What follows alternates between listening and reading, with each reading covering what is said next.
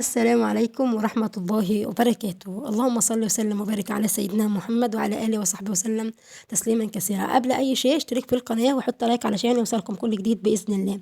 معانا منزل للبيع 4 أدوار، منزل للبيع 4 أدوار، مساحة 100 متر. بسم الله ما شاء الله يا جماعة، المنزل ملهوش حل من الجمال. الله أكبر، متشطب تشطيب سوبر لوكس. الله أكبر، بسم الله ما شاء الله، 4 أدوار. طبعا يا جماعة المنزل متأسس قواعد وعمدان ومسلح وردم، وكمان يا جماعة المنزل عالي عن الشارع زي ما حضراتكم شايفين في الصور، وكمان يشيل 7 أدوار. منزل يا جماعة 4 أدوار.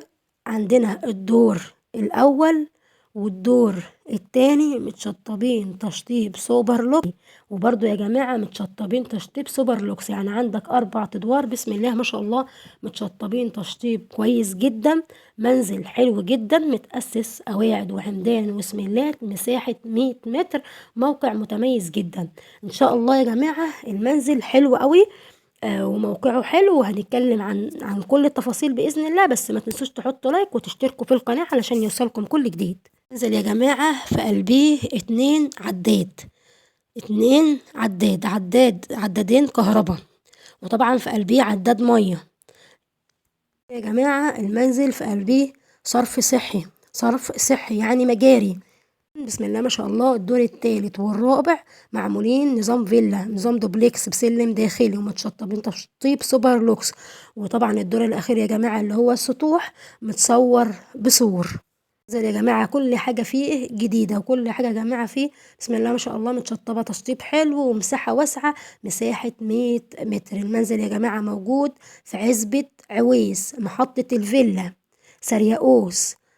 سرياقوس دي فين يا جماعه؟ موجودة بعد الدائري مسترد.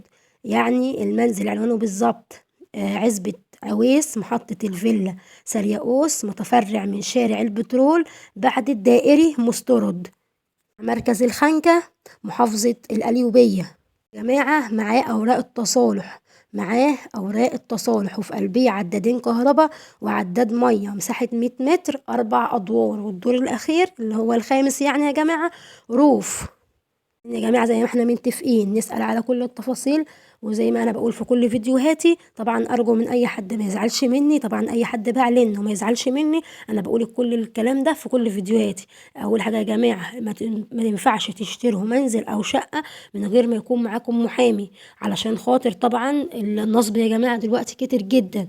واهم حاجة يا جماعة، لان المحامي هيواجهك لبعض التفاصيل زي الورثة، هل مثلا المنزل فيه ورثة ولا لا، في اكتر من شريك ولا لا، لان ممكن واحد يبيع لك وبعد كده تكتشف ان في ناس تانية شركة في المنزل، فهتبقى مشكلة كبيرة. كمان يا جماعة اللي بيبيع لك ده شخصية صاحب المنزل، هو صاحب المنزل اللي بيبيع لك ولا حد تاني. يعني لازم طبعا، هل مثلا يا جماعة المنزل في مكان فيه إزالات ولا لأ، هل المنزل هيجيله إزالة ولا لأ، أو على أرض زراعية ولا لأ، أو أرض يا جماعة من بتاعت هيئة الأوقاف. كل الكلام ده يا جماعة اللي هيعرفه لكم المحامي، لأن هيروح طبعا يسأل في الوحدة المحلية وهي بتاعة القرية، وهيسأل طبعا وهيعرف كل تفاصيل كتير جدا من البايع اللي بيبيع لك. علشان كده يا جماعة اوعى تشتري عقار في مكان من غير محامي، اوعى تشتري عقار من غير ما يكون معاك محامي.